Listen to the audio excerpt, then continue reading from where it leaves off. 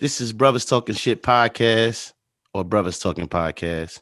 This is episode 134. And if you don't know, after 134 episodes, you need to get your life together, man. For real. You got to start doing better. I am the Flesh Man. I am the Fat Boy. It's been a while, but I'll call him Brodish. And I'm still your Huckleberry. And Man. oh my bad. You done? Yeah, I'm done. All right, you good? All right, so I just got my Doc Holiday shirt on. My bad. All right, let's go. My bad. You asked me. I was good. I'm saying. All right, let's go. All right. You finish as you done. Everything come aesthetic. You finish as you done. Everything come aesthetic. I'm Iceberg Shorty, aka the King of Controversial Comments, aka I said what I said. Don't at me unless you try and cut the check. And I just got some new pre-workouts called Woke AF. I'll let y'all know how I'm coming down off of that after that happens, right? But we gotta know about that. Yeah. Shout out to my barber. He put me on. Hey man, what it do? It's your boy Drew, aka the Torn Guy, aka Juice, aka Mr. High right now. And I'm ready to podcast, bro. Yeah. What's good? It's your boy Jay, Big Belly Rude Boys 2 times. And I'm just here with my brothers ready to get it. And in the words of my brother JB, I'm going to pass it to the one and only. It's your guy, Cool Mike, a.k.a. Dr. Mike, a.k.a. the People's Podiatrist. And I'm also known as your favorite foot doctor. Yes. Apparently, I'm Mr. Get Your Thesaurus Ready.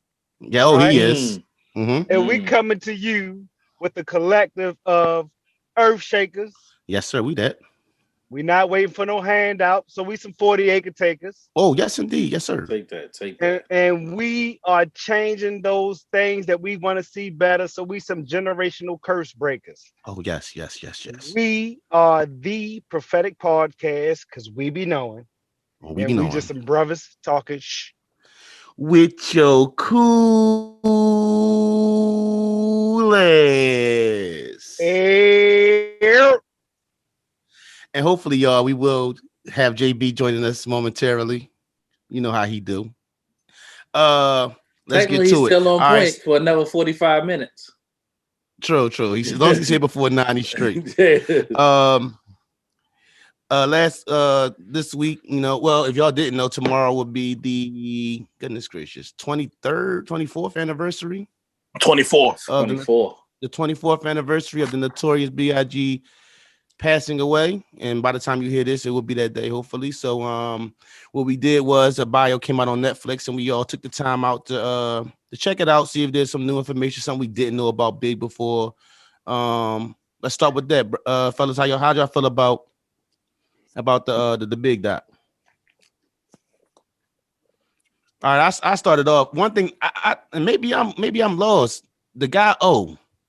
Y'all ever heard of the guy O before this documentary? I don't even know who O is right now, and I watched it. O was the guy who had got killed by his uncle. Yeah, he was one of the guys that was with him. I never heard of him before until this doc. Oh, Big was talking about his man's. No, he was hanging out with him too. He was all talking about him. Yeah, they was talking about him, and he got killed before. You know what I'm saying? Shit got popping. Right. Yeah. Oh, okay. Mm-hmm. No, I never heard of. But now I got to go back and listen to some lyrics. So I guarantee it's some lyrics about homeboy. So that's a good point, because I was like, not like you can kind of remember Emery and Jay and Jay-Z. You know what I mean? Necessarily, but it has to be woven in there somehow, because there are names or word situations that I do remember. Him saying or whatever, lyrically or whatever. So like his man Two Tex. Yeah, his uncle had got. The dude, his uncle was major in Brooklyn, and I guess some things went wrong, and his uncle ended up killing him in a poppy store, and the owners of the poppy store ended up killing his uncle, so they both died right there. And over some pride shit. That's what he said. And Big said he's supposed to be with him that night too. So, and I think when you listen to all the Ready to Die stuff, I think that played a role and also into, especially with his mom being sick and all that. I think that all played a role into his mindset at the time. Yeah.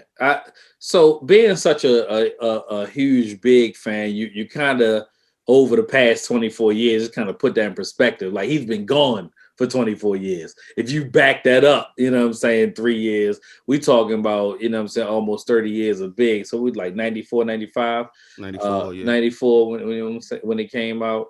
If you kind of think about that time and the era, right? You know, I was 14 years old, just kind of getting into my hip hop space for real. And you kind of heard and seen it all. And, you know, I remember where I was when I heard that he passed away, right? I was on my way to work. And then to watch this documentary, which was basically new footage or things that had never been seen.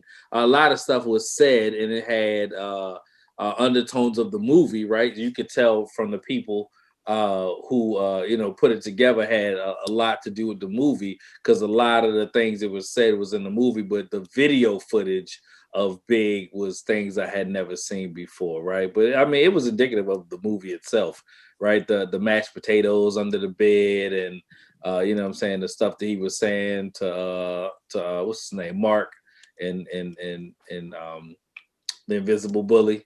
What's his name? Rock. What's his name? D-Rock. D-Rock. I can say Tay-Rock. Yeah, D-Rock.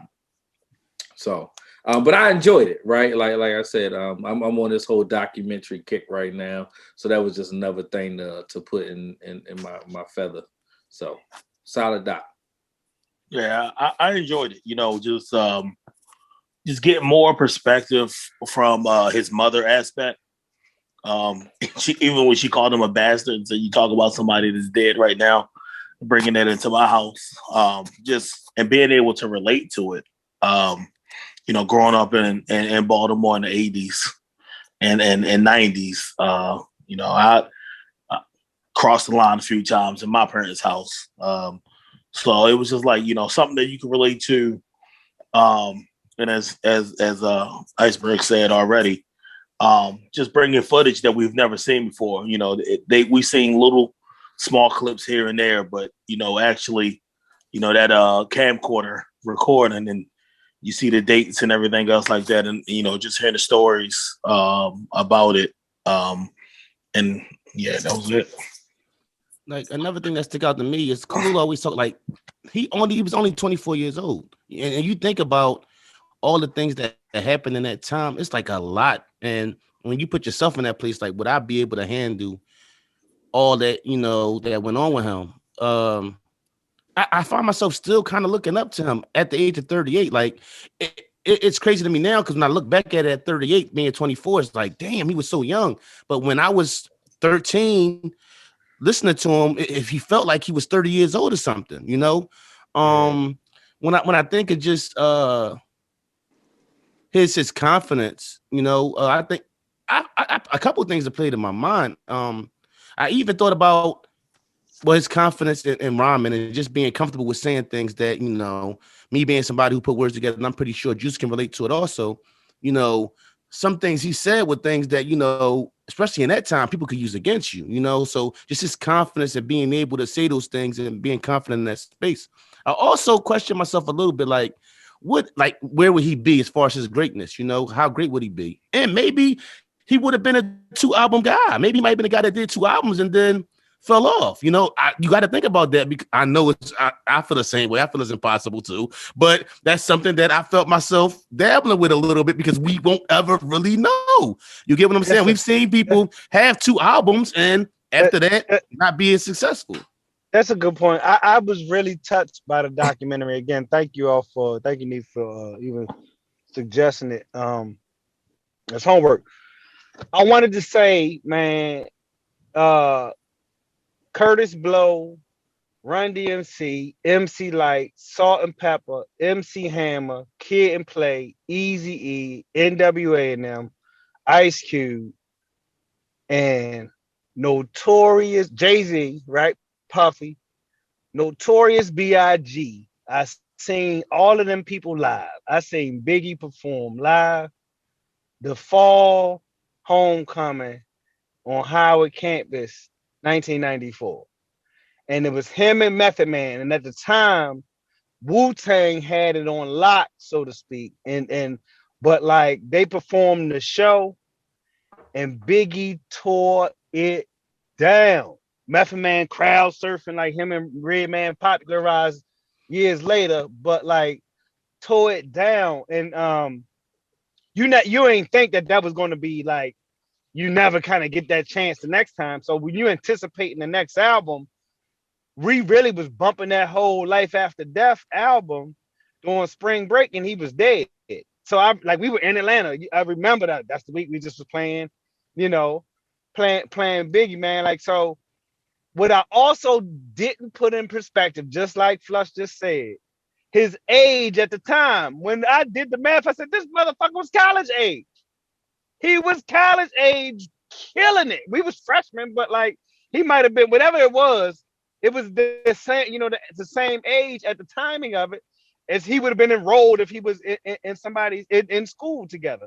So to live that life, and I always thought, I didn't understand. Not that is slick or slicker from a drug play perspective, but I always got the impression that Big was the happy-go-lucky, big teddy bear kind of dude. That it was really no real, like there was more storyline between the streets and rap, but it always seems to come down to one of those pivotal moments, and that every man can probably attest of a certain age to the same thing, whatever your walk is, but one of those pivotal moments where you want to choose a way or continue down the same path, right? So even when a dude died and how that his art came out, that pain came out, and Ready to Die turned into a classic. I think to the point about would he have stopped, I don't think there was a way he could stop, especially after seeing the documentary. What I mean by that is, worst case scenario, he would have 50 Cent it. He would have morphed into something else. And there's evidence of this. He was already doing what Jay-Z did. And what I mean by that is early, I didn't even realize he was like something about the fucked up music business, but early, the Brooklyn Mint clothing line was a clothing line that he was going to bring to fruition, right? And then the Lance Rivera partnership, Undia's Records, or in that whole situation was supposed to be a thing, right? The formation of a supergroup, a rap supergroup, right? That's exactly what I was the commission. Like this dude was a futurist, a visionary, right? And he was only 22, 23, not 25 before he died. And so I always look at 25 as really like that springboard moment where you're like, oh, I made it. And then you get to turn and start to become the man you're supposed to be. But to have so much impact in such a short body of work is wild to me, right? Wild to us, I would imagine, but just a testament to how impactful he was in such a short period of time, man. Imagine if he'd have been allowed to keep going. I still don't even know why he died, if you think about it. True.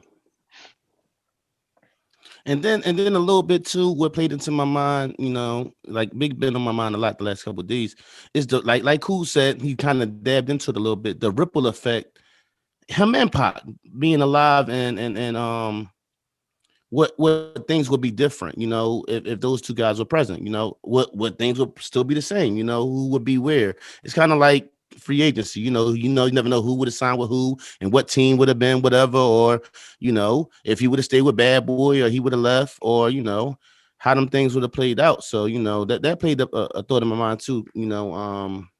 Just you hear the rumors of, like you said, the unsituation. He was originally supposed to sign Cameron. He was about to sign Noriega. So the ripple effect of how those things. Who knows what Lil Kim would be, or Junior Mafia would have been, or Little C's would have been if that could tell you. Another person I think about too.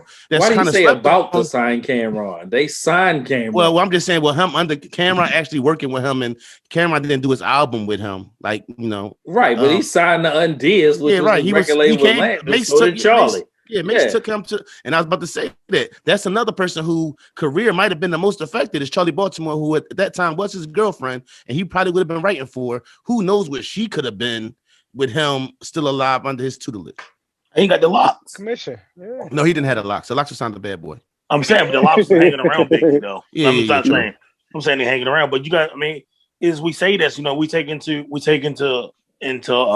consideration CJ is now 24, right? Yo, so it's like I thought the same thing because Tiana is 28 years old, bro. Yeah, exactly. God damn, like So that's like crazy. That was a little shocker to me a little bit. So it's when I thought about it, I'm like, let me see, and I'm sitting there, I'm like, yo, CJ 24, and they come out with this biopic 24 years later after his pops passed away, pretty much, give or take a couple days.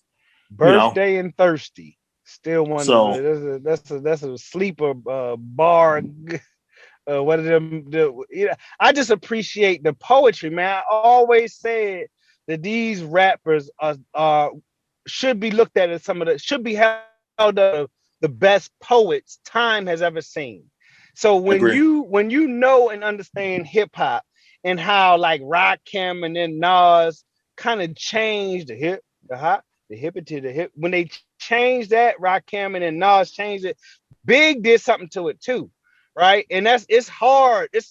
He wasn't just like no class clown dude, like the funny big ugly guy, right? He wasn't just that. He had that pack, and people to hear people speak about like how when he was younger, they could see that special in him then. And then here Diddy talk about like, man, I'm like, oh shit, thank you. When he said, I believe that when he was like, thank you, God. I believe when he heard the demo as the man that Puffy was working as the janitor, the coffee guy, but in the background helping out Father MC, helping out Mary J. Blige, putting up on that demo, helping out Jodeci, changing their style, right? Getting a demo when you getting fired or in the midst of that, and you about to start your thing, and Biggie Small, Notorious B.I.G. demo fall in your lap. You like, yo, put them on the Super Cat thing. You just, and I remember I had these tapes, bro. It wasn't even like CDs and streaming and stuff. I was rocking with that whole time, man. So it just was good again to touch back on that. And the guy, the jazz musician who lived a couple doors down, was talking. And he went to talking about how his flow. If you listen to the way he rapped, and Puff did say too, like, where's he from? Because we've never heard anybody. He's like you could tell where somebody got their stuff from. He said with Big, you couldn't tell where he got his style from. That's something that stuck out to me. I want to ask you a question. Do you think Puff's career would be where it's at with Big still being alive? Because don't get me wrong, we know Puff Hustle and the things he's done, but him passing away, I'll be missing you, and all that movement was a big thing for his career. Big is still the anchor of Puff's career. I mean, where Puff would still be happening in some way, shape, or form, yes. But a big part of Bad Boy and Puffy's component, like real estate in that space, if you will, is birthing Notorious B.I.G., backing up the goddamn junk on the highway, the junk like the $1 million videos, the Versace shirts in the wind. That's a thing. You know what I'm saying? So like, would he be good at some point? Yes, but like, you can't. I don't think you can decouple those things. Yeah, he shot from like being a producer that rapped to like being like one of the in 1998. He might have been the biggest star. Him and Master P in 1998. He was dropping No Way Out regardless. When he dropped Big, Craig Mack was coming too. Yeah. But I don't, Big Mac. Yeah, exactly. So it wasn't. I don't think Craig Mack would have had the same influence on Puff's career Craig Mack. I don't think Craig Mack would have had the same influence that Big gave him that. And I also forgot that like the transition from he couldn't say Biggie Smalls anymore. Oh yeah. And the transition to he says Notorious B.I.G. because of being sued or whatever. I forgot all even about that because I didn't even remember how that all. Yeah. It was a jazz act. I think his name was Biggie Smalls. Yeah, exactly. Yo, petty for that. Yeah. I mean, you could Rosa Parks sued Outkast for putting name on the song, so she petty for that. True, but it was from Uptown Saturday Night. That was the character from Uptown Saturday Night. Hey, JB. Bill Cosby. No, it was a white boy. It was a white boy. Yeah, the documentary. They done found the boy. Yeah, it's a rat, and he registered the name as an artist. Yeah. Biggie's He registered concept was name as from That's what I thought. Yeah. Biggie's concept was Oh, from Uptown Saturday Night. Yeah, so he was right. mad Okay, that the white boy okay. couldn't even get he wasn't even down with the culture more or less. But that shit would I don't think that shit would fly in a today's world like this.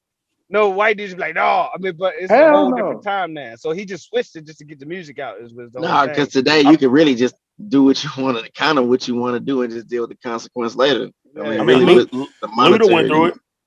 He still referred to himself as big, so I don't think the transition was that much of a change. Then what's name just changed her name? Mulatto changed her name for a reason, right? Yeah, because of Mulatto. Right. Now she just Big Lotto. Right. So I mean, I guess as long as that big is there, it was a smooth trend. Ain't nobody. People I still wasn't like, call oh, who the fuck is common Notorious? sense. Like it just Right. whatever. You still call him big. Like, I mean, it was big, so they don't call me big. They don't call me big for nothing. I do want. I know I was late, so peace everybody. But I watched the doc myself, man, and what I took away from it the most, like obviously the things that we didn't know about Big was fascinating, but the stuff that he would do with words, and I'm pretty sure we all well versed in it. Mm-hmm. Like it's just insane. Like you think of like Hypnotized, right? Which is like a pseudo pop song now. Right. But the shit he was doing in each verse is crazy. He was really spitting on that. Yeah, and then you listen to the influence of how his uncle, and then the jazz musician and all that, and then you go back. Like I went back and listened to it, and I'm like, you listen to like My Downfall or Nobody Till Somebody Kill You, you're just like, wait, this ain't just a regular nigga rapping. You know what I mean? And like, 23, and he 20 something. Yeah, that's what I'm. You listen to Nobody Till Somebody Kill You. That's not a 23. Yeah, there's no way he was really 23. I remember being 23, and there's no way I could have wrote fucking Nobody Till Somebody Kill You. He probably wrote it at 22. You know what I mean? Like he might have had the rhyme already tucked. You know what I'm saying? Man, out of this world talent. Like we were. I mean, obviously his family, his friends were robbed, but the culture, we were robbed of like endless possibilities. Like all of the singing and the melodic tones that you hear in hip hop, you can't say that Big wasn't an influence of that. You know what I'm saying?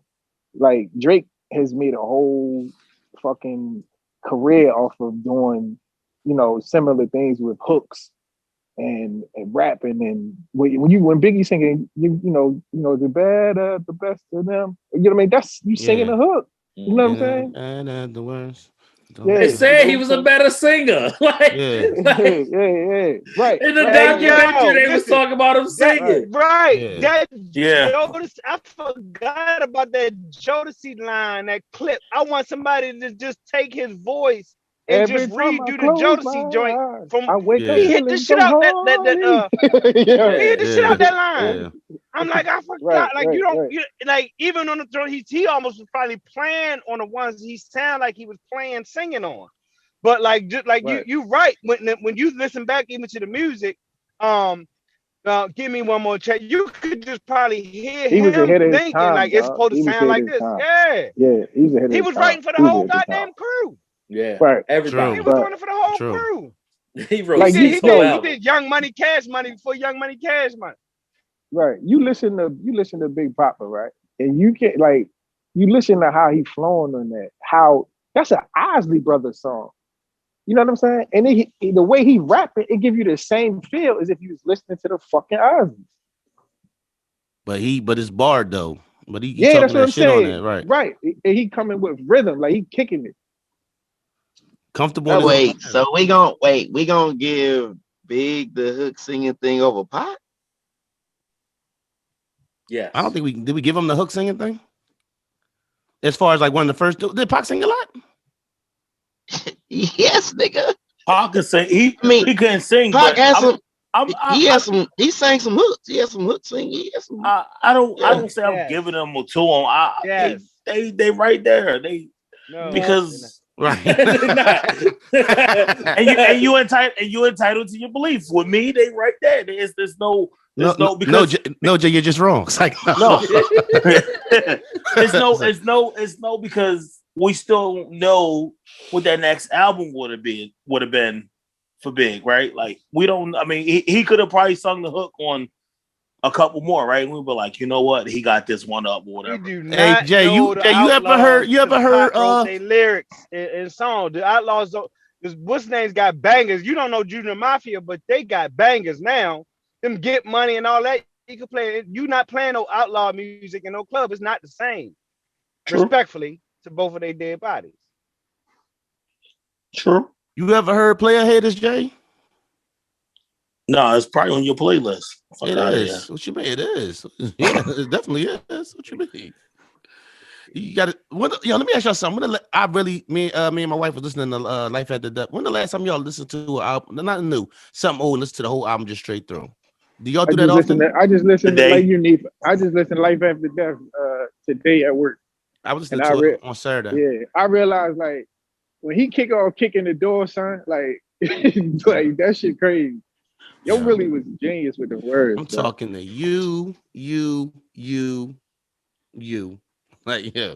I can listen to Ready to Die from. I was banging with the joint up there, and then so you get I'm sitting at the light, and I got the windows down, leaving the gym. You got old girl moaning, talking about fuck me, this nigga and shit. I'm like, people looking at me like this nigga watching a flick over here, some shit, but I'm banging Biggie, and I'm sitting back like it's normal, not even thinking that windows are down and people looking at me and shit. I ain't care. No, but when I'm asking, that dude. Rude boy for real. Turn that music down. I'm gonna do that. If you don't turn it, I'm gonna do that. Roll the window up. Let you know, like this nigga. Hey, no, but I'm asking y'all, like, do y'all find yourselves listening to albums straight through as much as you probably did 10 years ago? I just listened to the albums I listened to 10 years ago straight through. Like, what am I supposed to listen to today? Like, no. Answer your question. Yes. I find myself. I add stuff to my playlist, so I kind of listen to my playlist on shuffle more, and I listen to albums straight through. I don't listen to albums like I used to straight through. Like I listen to artists to where you can listen to their music straight through. Yeah, like I won't even consider I'll listen to your album, but if I'm going to continue listening, I have to be able to listen to the entire project. No, I bounce around. Like I like this song from you. This song, but if it's like before a certain point, then I can bang the whole album through. I can like the whole album, but I just don't listen to albums. Sit down and just listen to an album like I used to listen to albums when we had CDs and just had. You don't have time, bro. Your life is different. Right. Speaking of new music, my car window is about this big. Like that's the only place I can listen to music at for real. Let's jump into this Drake EP. We got this early 3-song joint from Drake. How'd y'all feel about it? Man, I just want to say something. If you are listening to Drake's music and you're listening to Drake and you're not considering him to be an elite artist, an elite MC, I believe you're sadly mistaken. I believe the hate in your heart is just too deep for me to convince you otherwise. Because yeah, it was 3 songs, but the most was hard. And he rapping like he's rapping his ass off. So, I mean, I have no complaints. I don't know what else this man got to do to get everybody, to settle down a little bit. Understand he the shit. Bro, I need to hear your answer because you felt a way about the first 2, then you heard the third one. Right, I feel a way about the first 2. I said that. I got through it. I said, "Yo," I listened to the first 2 songs, some mid. Then I came back in the thread and said, "Yo, that Living Pepper freestyle." But guess what? Here it is Monday. Same fucking energy. It's fucking Thursday night, Friday morning. The first 2 songs is mid. I took them out my phone. I'm listening to Living Pepper freestyle at least 10 times a day. Can I clarify something for real? Okay, so let me, and this is really more so for the audience. Yeah. The reason why Real may feel like it's mid is because Drake he's a contemporary artist, meaning that everything he makes is going to mimic what is coming to. It may seem like he's going with the trend. He's not. He's just adapting to the sonic quality or, the sound of the time. Whereas like the Lemon Pepper, you know what I'm saying, joint, it's more like kind of I think it's a little what you like. You want them to just give you bars, I'm bro. a 40-year-old black man from Baltimore, Maryland. Right. So my favorite rapper is Jay-Z. That Lemon Pepper freestyle shit is fucking bananas. The rest of that shit, garbage for me. So listen. It's so funny because I think you both are right. I think when I just scroll like a timeline, people of a certain age was like, he can't miss. And I had already seen what Iceberg had put in the thread that I hadn't heard yet, but they wasn't talking about Lemon Pepper. They was talking about the little baby or the other one, right? So with actually I only can tolerate Drake, and so far I don't get disappointed when he raps his ass off, when he drag his nuts, as the young people say. I only like him that way. Like, I don't like the singy, whiny, simpy Drake that I don't like. I can't even listen to them songs, right? So I like when he be popping his shit, right? So what I realize is this motherfucker just like I said, the Sonic, he creating music for like multiple generations. He's creating the shit that my kids can listen to, and with the same shit, creating shit that more is like us. So 40 and over, I'm lemon peppered out. But I absolutely get that the 20-year-olds was on that little baby shit. You know what I'm saying? Like, that's their lemon pepper shit. And fluff. Hey, but that song was hard as fuck. That song was hard. Well, hold on. I'm not saying it like it's a knock. No. Like it's a knock. Can we be honest? Right Lil here? Baby killed it. Hold on, Juice. Can we be honest? No. Can we be honest? No. Lil Baby killed Drake on that second joint, bro. Lil Baby was snapping. That Drake. Now listen, that Drake verse was. You know what? And me and T had this conversation. Like, I think he gave him room though. Listen, right. Listen, if you kind of like No Scheming, right, which was the Rick Ross song, Drake killed No Scheming. As Ross, I'm not gonna put nothing crazy on there because he already killed it. Lil Baby killed that verse so crazy. Maybe Drake held back and didn't really go in because Lil Baby just did that thing so greasy. But if you listen to it, Lil Baby went in on that joint, and he did that joint real greasy. Got to be honest. Let's be honest now. Come on. No, he did, bro. Like you don't want to hear it from me. You want to hear from Rap. Go ahead. No. I've never listened to that song. I know listen. Hey, Juice. He's not going to admit it. That's right.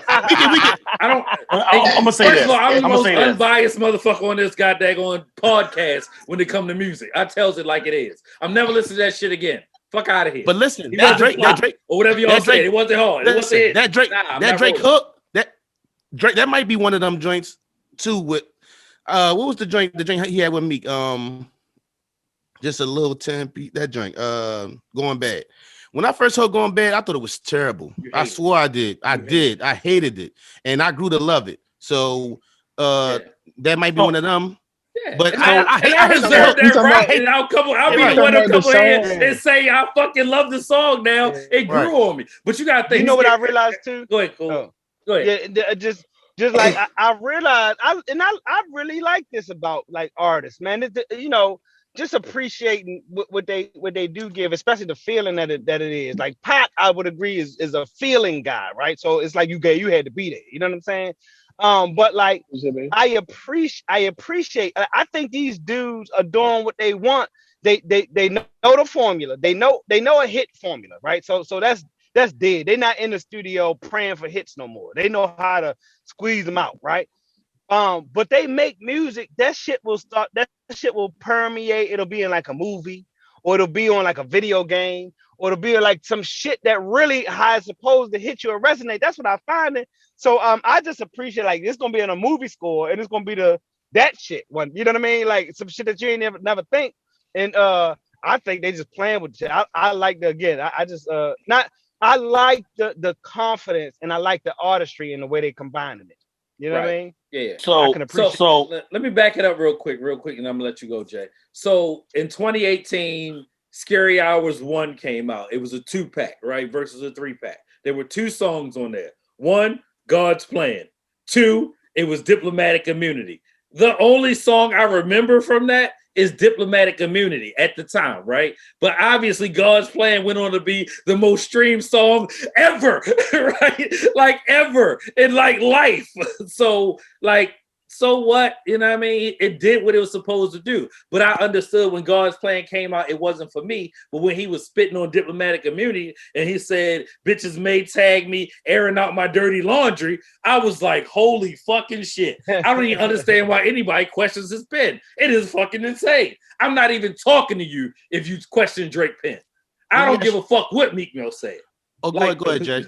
Go ahead, Jay. So you know, we, as we said, we was in the thread and you put that, you know, the joint went out, right? And so as his joint went out, and like I said before, I wasn't a big Drake fan until Iceberg put me on, right? So I said, you know, I'm gonna listen to it. So as I look at the 3 songs, I see Lemon Pepper Freestyle, right? And I like my lemon pepper wings, you know what I'm saying? So I said, you know what? I'm gonna listen to it backwards. I listened to Lemon Pepper Freestyle 4 times before I listened to any other song, and I could quote like it's. You're not gonna remember any lines from the other 2 songs, but you're gonna remember lines from Lemon Pepper Freestyle. I will guarantee you that shit, right? Plenty of lines. Right? X. So like on this level right there, like those other 2 tracks, he could have saved that shit and just came out with a single to this bitch, and it would have been great. Dog, like he went for 4 minutes. You can't say look, man. Some albums you can't like. You know, some 13 lengths, you got to have some songs on there. You know what I'm saying? He gonna get a little boy, young boy, something. He gonna have 5 bangers for the 40 and that motherfucker better stop. That motherfucker better stop dropping goddamn 1 songs like motherfucking, I don't know, Trick Daddy and some shit out this bitch. Yeah, this is his formula, yo, and this ain't he playing. This is Scary Hours too. Like second time he's done this. Like. Right. What was the and other that shit gonna be on the deluxe redo? Like it's gonna be 10 new songs this summer, I guess, or whatever they do. Dark then Lane redo. Last quarter is gonna have God's all the other ones on there plus 2 new ones. Like it's gonna, you know how it is. Yo, what was the other joint? Was it Gold Roses with him and Ross again? And he snapping on that joint too on the last joint. Yeah. Let me ask y'all this because me personally, like my favorite Drake joints, God Plans is one of my favorite Drake, like top 5 Drake songs. That don't make my top 5 Drake songs. Do that for y'all? Yes. What do you mean? You gotta define top 5 Drake song. What do you mean? Are you talking about bars? Or you talking about songs? His rap songs. Oh wait, rapping? No. I fuck with it because like you could play that shit with your kids. I fuck with it. You can't really pick I'm gonna tell if we're being realistic. Yeah. If you love music and you understand it, there's no way you could pick a top 5 for this nigga because he's got to me. Like I'm talking about. I'm not talking numbers. I'm not talking about none of that shit. I'm just talking about favorite. Like he's got a lot of music, bro. But he's got a lot. I think you can't. I think you can't pick a top 5 because, like me, I like Drake I like Drake rapping. Like I like Worst Behavior Drake. Like I think you can. That's just my personal. I don't like Marvin's Room. You won't see me playing Marvin's Room. Right. Marvin's Room's a fucking banger. I'm not saying it's not. No, right? Yeah, it's just not for me. You know what I'm saying? For when I feel with Juice. How I like my. I'm on the Juice wave with that, right? You know, there's no way I could pick 5 Drake songs no way. Yeah, okay. No way. Not even possible. Like I fuck with like how Cool with Sam kind of like the opposite because like I fuck with Side B, a Scorpion harder than I fuck with Side A, and he's singing on the whole Side B joint. You know what I'm saying? And I'm not saying the nigga can sing, but all this shit is tight to me. So don't everybody like they Drake a certain way? Like this is some people like they Drake. Pause. Right. But come on now. I can't be late. I be late with pauses. Do we like our Drake a certain way? I beg my man Dr. Umar, I beg your pardon. I beg your pardon. Hey, JB showing his age talking about side A and side B. Do you like your Drake a certain way? That's literally how the album. That's how it's most people don't know what that side A and side B is. Yeah, that's sure more made by saying album. Yeah, that's not. Thank you for a what? Like a phone booth. Yeah. Right. Hey yo, do we I feel like we need that Drake and Rick Ross album though. I feel like we need that if we can get if that can happen. Them two together is just it all. I don't know What if the is it people want miss? that. Because what's going to happen is if Drake Take start it. out rapping Ross, motherfuckers gonna be mad. But Nah, as long as they're not gonna do that, they're gonna make a vibe. They're not gonna try to Yeah. out rap each other. They're But gonna try to make the best song. Ross going to come with it. Ross not going. I may be of the minority. I think that fucking Drake and Future album is amazing, but I could be of the You are minority. I definitely fuck of the with that. minority. You definitely that I shit thought was that trash. But you That shit- fucking I rap wouldn't say. Future. I wouldn't say it that was shit trash. hype. I wouldn't say it was trash. I wouldn't say that. That shit was Why hype, wouldn't you? bro. I That wouldn't shit say it was was trash. trash. Put that shit it's out not- on a Monday and let that shit get collected. That shit was trash. That shit I was definitely hype. feel like Future getting too old. That shit was garbage. Yo, Uh, Jay, he said Fuck put that it. shit out on Monday and let it get So collected. Jumpman, so y'all telling me if Jumpman come on at the function and if that shit ring off, y'all not You going. saying the wrong thing, bro. You saying just the asking wrong you. thing. I don't give a fuck what you play at the function. I'm probably going to get it jumping. Right? It's a function. The question is if it come on in Juice, my am I fucking tripping? car and my I'ma click ask is Juice. splitting skip. Right. Yes. Right. Juice, am I If I'm tripping? getting hyped for the podcast, Okay, I'm not putting okay. that- So These niggas crazy. Y'all tripping.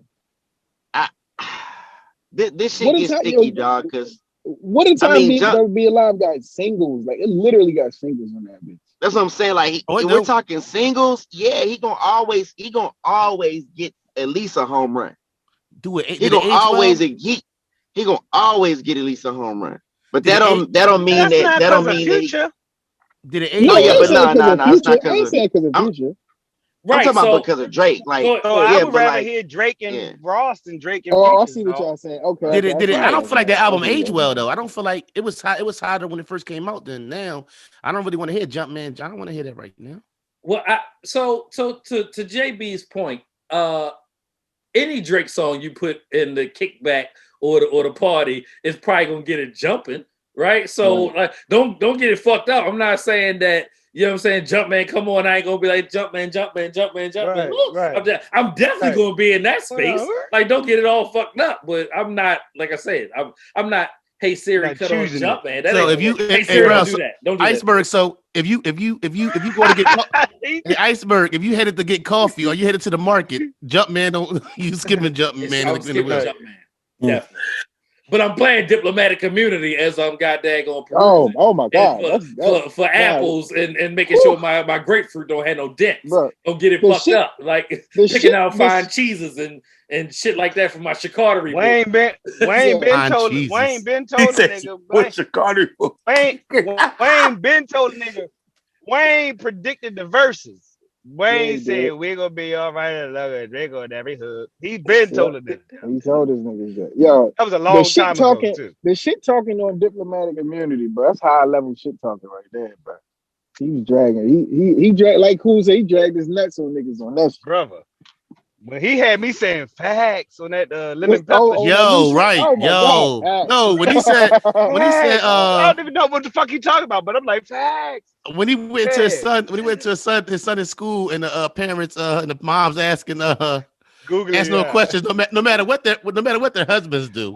No matter what your husbands do, you're intrigued by me being present. Once again, you bringing up lemon pepper. You're not bringing up the other two songs. Just put that out there. Yeah, true.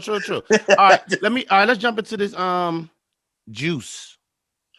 We need you to step forward. We got some Texas questions. Y'all opening up down. Have y'all ever really been close? Have y'all been wearing masks down there like everywhere? Like, how has it been down there as far as y'all mask usage? Because now y'all so open, let me hold on, Juice real. I won't cut you off quick. The South does not wear masks. All right, we'll put that anything Carolina and below. And nobody's over? wearing over below and over. Ain't nobody wearing a fucking mask, really. I'm gonna just tell you that shit right now. I'm gonna say it like this: do people take it serious? Yes. Do people wear masks? Are people following the mandate for the most part? Yes. There's a caveat to this. Has Houston been open? Well, yes. Like it's like at the same time, the clubs, like I ain't gonna lie, like when I came up there, it was like a culture shock because I'm like, damn, they really open like that. Like we open, like people still kind of like going out to eat. It wasn't full capacity, but the way they were compensating was the bars just started getting, serving food or have a food truck. So then they just stay open longer. Like in the end, that shit made like businesses down here for real. Like this shit popped open that normally wasn't popped open. So I don't really care about this shit, to be honest. Like from my perspective, people down here fake mad because like nigga, it's been the same way. Like we ain't really, we've been going out, we've been getting busy, we've been doing stuff. So as far as like him applying it to the whole state, remember this. Private businesses still reserve the right to let you in, you know what I'm saying? How they want to. They reserve the right to do that. Like they don't have to let you in if you don't have a mask. So a lot of people that I know that own businesses are saying that, hey, no matter what, we're still gonna have you wearing a mask. So I think it's just something to talk about, bro. So you still keep it on you though. You still keep it on you, period. Yeah. I got my mask. Like I got my mask. If I go into a place where it's food and there's certain food, and I'm most likely still gonna have my mask on or have my mask. Okay. Now in terms of this vaccination, you got that too. Like you've got all new what the CDC saying that you don't have to wear masks after you get that second round. So I think things are just gonna change overall. So I mean, I ain't mad. So let me ask everybody, as far as your predictions, as far as when it'll be something where as though we won't be walking around with masks. Do we see that's happening this year? As far as just everywhere in the United States, or Man, I hope so, because niggas gotta go up for this 40th, dog. I'm gonna say late October. Late October. Define what you're saying. Mandatory mask or people just wearing masks? mandatory? Oh,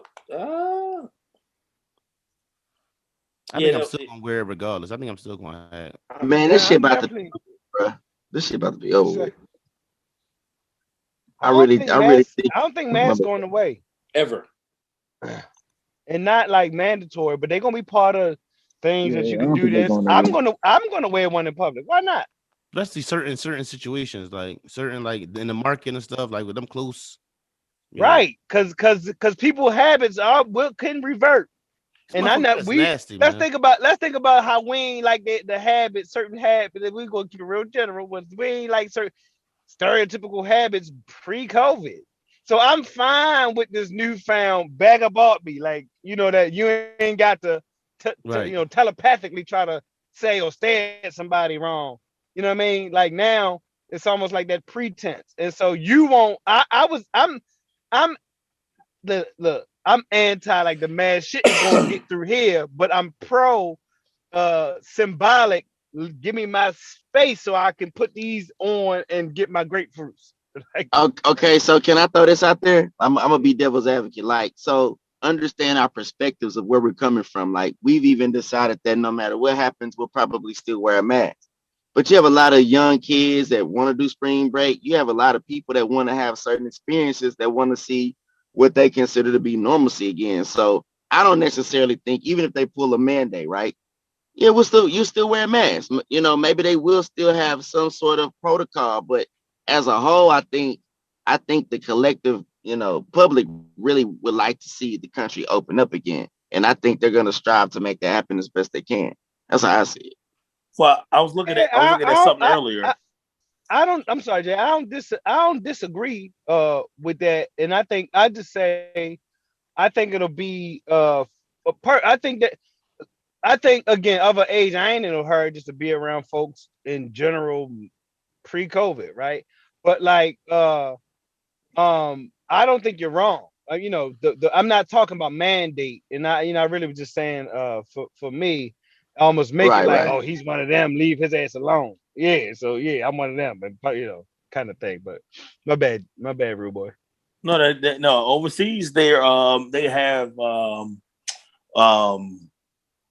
their vaccinations scanned to their phone. So when they go into establishments and pubs over like London and like that they have to scan it to actually get into pubs, concerts, gyms. And they're, the US was talking about it. I don't think they're gonna go that route, but we'll see. They doing too much doing that shit, but that's what they want. So all about the dollar. All right, so all about the data. True. So the Nike VP resigns after reports of her son lucrative sneaker resale business. Now, when I seen all them sneakers, it's easy to hear something. Those is all them the picture. Somebody said the picture with him in the yard or something, somewhere with all them sneakers. Right? Am I tripping? He did. Yeah, it was. He did. Yeah, he did. Yeah. No, I'm saying we seen that picture though, right? That's crazy. That's crazy. I call bullshit. I call bullshit on her saying that she didn't know. Because if she's my thing is, if you're a Nike executive, right, and I could be wrong, but I'm just going off of the little information that I know. But hear me out. Because she said she didn't know. I don't really believe that. For one, if he's accessing anything, any fucking any portal or any Nike portal, right? There's an IP address that she has from. I'm pretty sure she's been working from fucking home. Her credentials, if he wasn't using her credentials to sign and she was using his, you have that information is logged so that they can track who the fuck is using discounts, who's using what to do what. There's no way that she didn't know, and that's why she quit. I think she quit because she was in on this shit. I don't Nah, bro. No. You know what? No. 25 years, bro. No, I think that 25 years. she gave him like say, okay, here you can, and a 19-year-old use it. asshole. Go ahead. I think she's saying. I don't. So when I say she was in it. on it, I'm not saying she was in on it in regards to the money maker. I don't think she gave a fuck what he was doing, but she knew.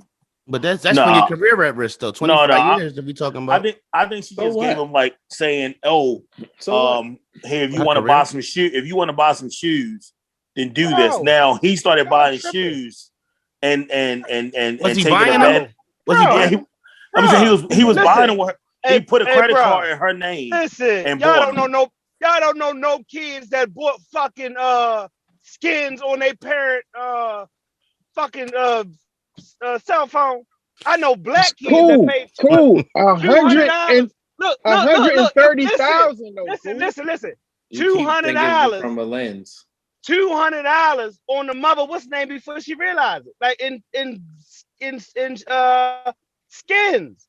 Right, but so all I'm saying is 130,000 though. No, Jordan, you're skipping the part, and I'm gonna let you cook. Go ahead, Rap. You're skipping the part. You're bringing 130,000 up as if you're saying that she fucking worked at the goddamn Nike outlet. What I'm saying is she's an executive. It's not the same. So who gives a fuck if it's 130,000? She's an executive, JB. What is she making? $16 million a year. 130,000 is $1.35. No, I'm talking about. So it's not. When I said 130,000, I'm saying that you're not going to. So that is it. So she has access to intellectual property, right?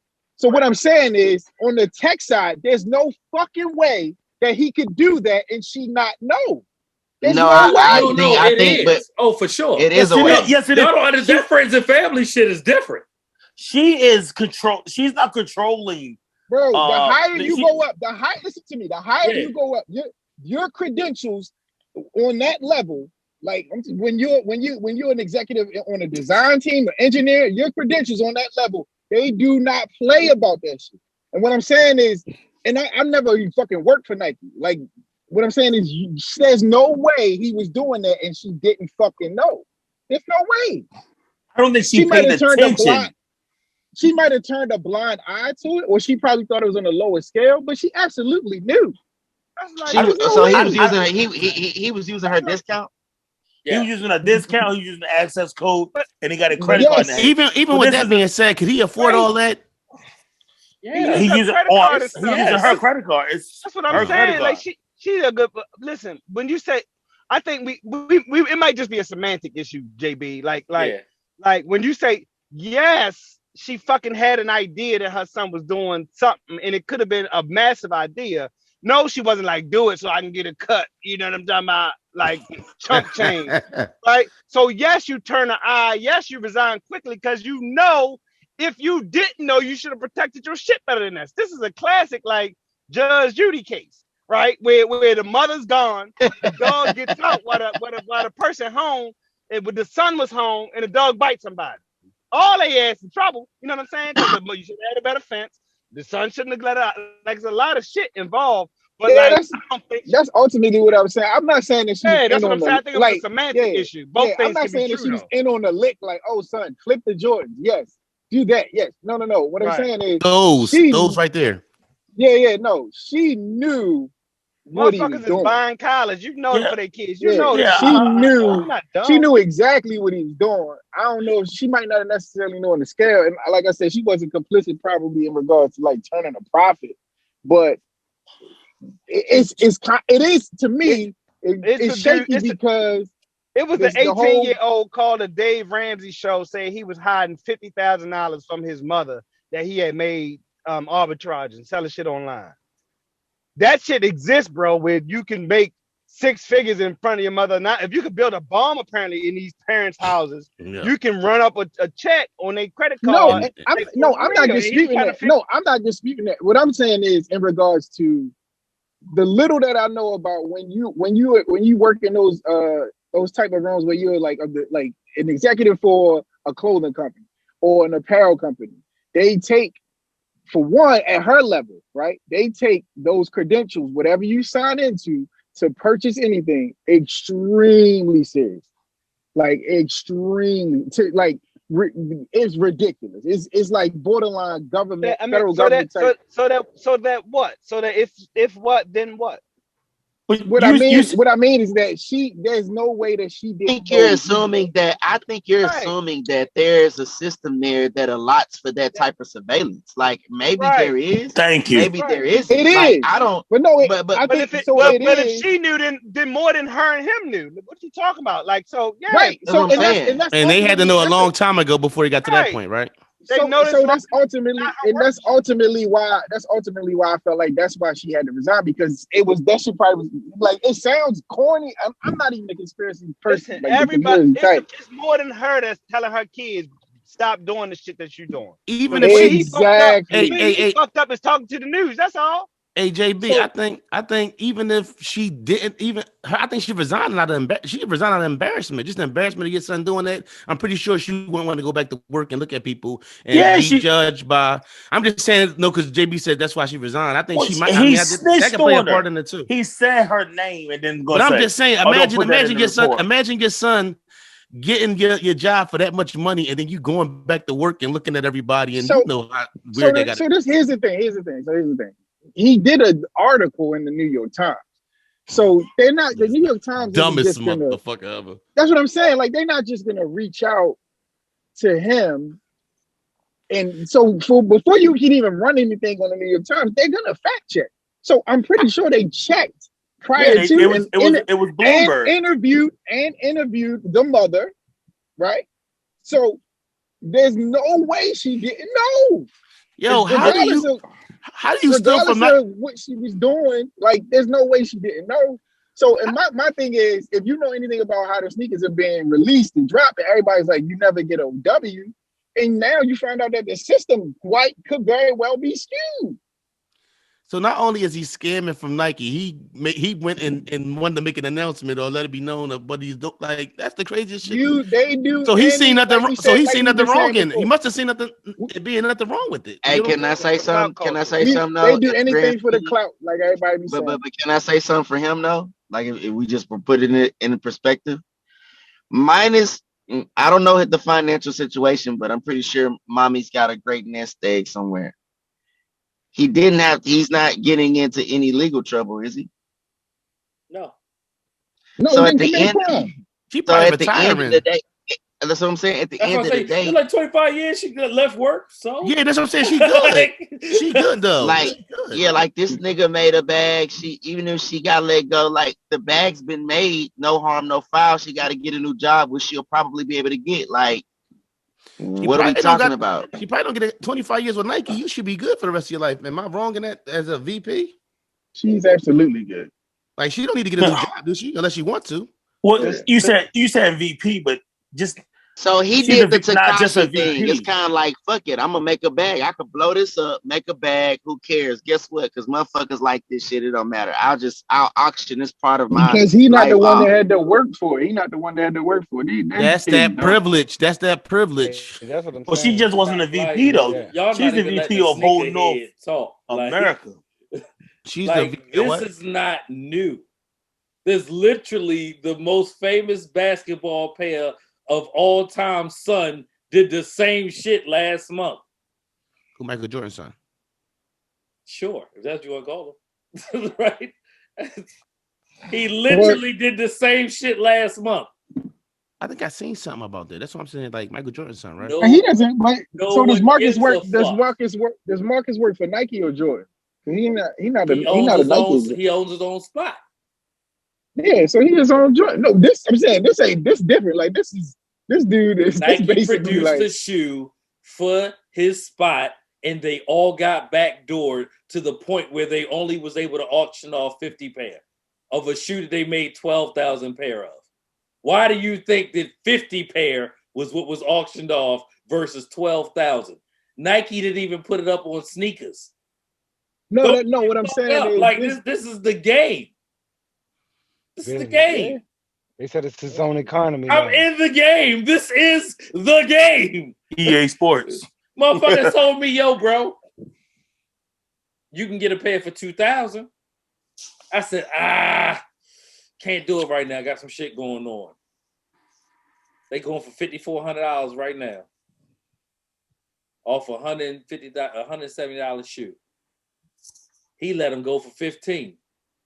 They was gonna sell them to me for $2,000. I was gonna resell them for $5,000. That's the fucking game, right? Capsules, because once it's gone, it's gone. It's gone. You think that he paid $1,500 for them, or did he take cash? I tell you what he took. All right, tell us, nigga. I tell you when that's all right. Fuck it. That was the God damn it, bro. Read the clues. Pregnant. God damn, dog. Hey, yo. Read the clues. Time drop. The worst shit I ever did was run up my. Go ahead. I don't got shit to say. I'm just talking. The worst thing I ever did was run up my grandma phone bill. That shit was like a deuce long distance. She was mad than a motherfucker. Call me after 7. Free night. But that's contact. No, nigga, I'm talking about the my house. kids The house ran phone. up $1,000 on the motherfucking Apple joint, and I didn't notice for goddamn a month and a half. So what? That shit crazy. Multiply that times if I had goddamn on 30 million. What are you gonna not pay attention to? Easy to miss. That's all I'm saying. Sure. Easy to nigga can imagine the miss. Just think about it. I think it's sometimes we look at things from our perspective, and it's like, yeah, like you have to magnify. So, like you just said, you could run $1,000, $2,000 up. Shit, depending on what you got in the bank, whatever else coming in out, that shit ain't nothing to do some old crazy shit. He could probably run $100K up easy. But guess what? Why don't we commend him for starting a? We commend him for he at least flipped it. He got the bag. Right. Y'all think she knew and just said she don't care? Like that's. I don't think I think she would have stopped it if she knew, because that's her career. I think she said, no, why you keep bringing up her career? Because So the way she what? no, listen, bro, I'm talking about She just left. the perspective. I'm just saying the way she, and at the 25 years at Nike, she might be worried about how she's looked at by her fellow coworkers or whatever. Or she got enough money in the bank and she don't give a fuck if she was sick of dealing with her boss. That's probably true too. Like, so what? She'll be at Puma by the end of the quarter. Right. Yeah, Like, so what? I get Puma. Actually, no, she got wait. You got she got Ain't no bringing Puma back. No, she Right, got gotta wait wait 2 18 years. months. Yeah. No, they got something. They got something where she can't work for nobody else. They probably gave her a nice little severance. Yeah, no, that's what they do. You sign a, you got you're not going to go work for nobody. A non-compete. You can't work with us, but you damn sure can't go work with nobody else. But you got us on that joint. Hey, yo, my brother. homeboy used to do design, and he was look, the design team at Under Armour and left. He got to sign the same jump 2 years. I got a non-compete now. Yeah, they don't mean they enforce it. They don't even have to enforce it. Correct. You're right, Cole. They could actually don't have to enforce. No, Jay-Z over at Puma. He gets stuff done. So yeah. All right, hey, bro, let's talk about your man. Your man Kellen Winslow the second, ex Damn, Brown that's your man, player. bro. No, I'm just saying we got hype. We talked about this shit on we the talked about it podcast. before, right. We talked about it before, yeah. Real snapping. So I guess it all came down. Ex Brown player Kellen Winslow Jr. gets 14 years for rape. You making it sound so casual, bro. He was a good tight end. I need you to extend his nastiness. Right, it ain't just fucking rape, dog. Go ahead. That's why I rounded up for you. Right. Like, it's barbecue chicken. Like, listen, you in the post. I got to score too. Like, you're right. Yeah, you're right. Kick out. Oh, you're right. You're right. Go ahead. Kellen Winslow, nasty ass junior. Right. Good tight end is my brother said flush, but it don't matter. He was out here, goddamn, raping homeless people, and like not only homeless people, but homeless elderly people. Right, like. Lady was like a 57-year-old hitchhiker who was homeless. Like, it was disgusting. Like, what are you into, you sick fuck? And he took a plea deal because that's what they was really about to barbecue chicken his ass. For real. He took a plea deal, and they said the max was 14 years or whatever. He got some mental health issues too, don't he? Yes. Right. Yeah, like like what makes you drive down? He said, "Yeah, I-5 in San Diego, like the 805, like this, and like, oh man, let me go. All the pretty girls that you done passed probably in the wheels. And Kellen Winslow. Right. Kellen Winslow. You probably in good shape. You're not a bad. Your father is San Diego's favorite son next to Junior Seau. like it don't get no. It's like Dan Fouts, Junior Seau, and Kellen Winslow Sr. on the goddamn Mount Rushmore of San Diego Charger football. Like there probably would be somebody that you could pay to pretend that they was homeless too. I would imagine. Yeah, a little role playing. Yeah, I would imagine. And not do 14 years. Tears falling from my face, cool. And not do 14. You got the LT up there too. LT should be in that Mount Rushmore. Who? LT. Who's that? LaDainian Tomlinson. Oh, sure. You don't think so? Okay. Whatever. Yeah. I'm a Natron Means myself, my guy. Did you Natron Means? But Natron Means just no. He's no LaDainian Tomlinson. No. I'm joking. Natron was a beast. Though. Natron, listen, you need 3 yards. He gonna get you 3. He won't get you 5. He'll get you 3 though. Name too. Natron. Right. Yeah, he wouldn't get no regular job. He better play football. Natron, nope, won't be hiring him.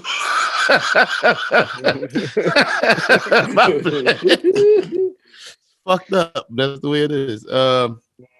So Square acquires majority of Tidal, Jay-Z streaming services, and $297 million deal.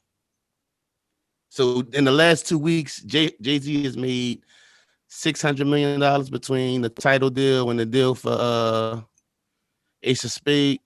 611 to be exact. Thank you, Jay. We appreciate you. You got something to say about this, Jay? Since you throwing numbers out there, you got some input. You got some content. He's smart. There's no other way around it. Smart. I'm just curious as to why he's selling everything now. Like, is there something else that he got in a cut that he about to do? I don't know. How y'all taking all this with the moves Jay making? He got $50 million real estate between LA and fucking New York. I mean, he can afford to give and take and do different business ventures. Who knows wherever he go? He might come up with his own space shuttle for SpaceX next. Yeah, I mean, two big deals like that in 2 weeks though. That that makes you think like maybe he got something he about to do or nothing and raise his fucking children. That's true. Well, he about to be on the board at Square though. They said that's another thing that happened with him. Whatever. I mean, he got that school. Right. He got that upcoming school. That's just another little. Yeah. I'm on the board. So what? But I think this is what I'm growing to understand, man. Like, when we talk about like generational curse breaker, and we talk about like legacy and things like that. As a collective, we can't put our expectations on people, and you even learn that from other people kind of in your own personal lives, if it's happened or something's happened to you, right? But like, so things change, right? And passions change, and the things that are purposeful for you change. So it don't have to be some big thing like is he positioned himself to buy like a professional sports team? That could be it, but it could be equally like I'm just going to chill these next 20, 30 years of my life, and do stuff from a board level position, people, and enjoy part of this level. It seems less urgent than like Wayne selling that his part of the catalog, right? It seems like less of an urgency. And if there's anything that we should know about Hov, no matter you like the business or not, that his moves have always been calculated. That in the end, they've always turned out to be the right move, right? So to speak, even if you don't see it at the time. So kudos to him. I think there's a model that's being looked at, and we want to be like, oh, keep it, but like there's a model. Build it, sell it, work on the next thing. Build it, sell it, work on the next thing. Bevel, Carol's daughter, I'm saying Bevel's not theirs, but like something even is black owned concept, you get yours, build it, and then you on to the next situation or whatever. So if you Tyler Perry, you sell, you build your intellectual property, and that amassed into your own studio that's a Black Hollywood. Like there is always a next thing, you know what I mean? So, shout out to him, and his blueprints being made. Success leaves clues, so we'll figure it out. Mm-hmm. Anybody got anything else on that one? All right, JB. No, because I always get in trouble when I say something, but I ain't gonna say nothing. Who always yell at me? They always yell at me. Yo, you the biggest one. You the tallest one. Talking about somebody yelling at your ass. You about to be crybaby. Because whatever he about to say, I'm gonna say you can't tell people how to spend their money. That's gonna be my pre-rebuttal. Oh, that's what it is. It says pre-rebuttal. If you is he right, JB? I bet it would apply. What did he say? I can't hear him. I lost him. Don't worry about it. Hey, listen back. Hey, listen back to it. So you find out what he said. Listen back to it so you can find out what he said. Nigga, you. Motherfucking right. Boy, that was an alley-oop. That was an alley-oop if I ain't never caught one. Yeah, boy. But I got something for you though, JB. They talking about this Raekwon and Ghostface. This Raekwon and Ghostface versus. Do you think they should? Yeah. How you feel about that? Especially you being a Wu guy. I mean, they got. Yeah, I think so. If they go only built for Cuban links, I think as a culture, like, but I'm tuning in. You know what I'm saying? Like, without a doubt. Ghostface got jams alone. So who wins? Who wins the UJB? Ghost. Oh, Ghostface. What do you mean? Raekwon got one album. Raekwon got one album. Mind you, it's one of the greatest this ain't even close ever. Yeah, like, what are you talking about? This ain't close at all, right? And I if you think about the what's the shit called? The features, right? Yeah. What Ghost gonna pull from? Oh, you mean Ray or Ghost? I mean, where Ray gonna pull from? Aquemini? Nah. Yeah, that's it. Tash, right? Like rap, like that's about it. It's funny because like when you first, except for when they're competitive. When you first think about it, like somebody be like Ray might be more lyrical or whatever, right? You might think that in general, but like I think, like you said, it's a blowout, right? It's because basically work ethic. You know what I mean? It's a lot that goes actually has charisma, work ethic, and some memorables, right? So right, like the joint, like he can go to, like Ghost can go to the joint. What was the joint with Neo that was tight? Back like that, man, right? You know what I'm saying? Yeah. Like that's a jam. You know what I'm saying? Like he got stuff like that, or the shit with Carl Thomas, like I never be the same again. Like he gonna go. With Mary J. Blige, all of that guy. That's my joke. Yeah. Got a song with Beyonce, "Summertime," right? Which is a B-side A banger. B-side banger. Yeah. Banger. That's a banger. Yeah, I don't know about Hey, that it one, sound like cuz. Drake need to get put Ghostface on. Get He all Ghostface he been misses need trying to. to. He got a He been song. trying to get. He been trying to get the. So you know it was a Wu-Tang Forever. They was supposed to record it, and I forgot what happened, but it was supposed to be Ray and Ghost was supposed to be on the remix of Wu-Tang Forever with Drake. Oh, damn. Right. Let me ask y'all something, man. How many people do you think you love?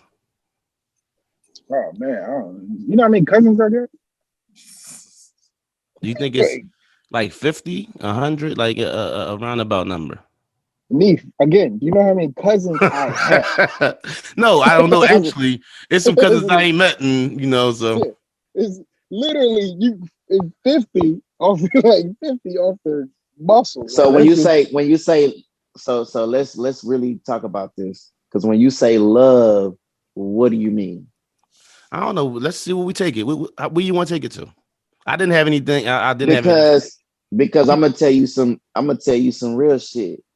I love everyone because I do believe that that's the greatest commandment, is to love one another like we love ourselves. I don't want anybody to give me no fake love. So however love is packaged, meaning that I'm not here to harm you. I'm gonna tell you the truth. You know what I'm saying? I'm here to speak peace over you. I'm not here to be your enemy.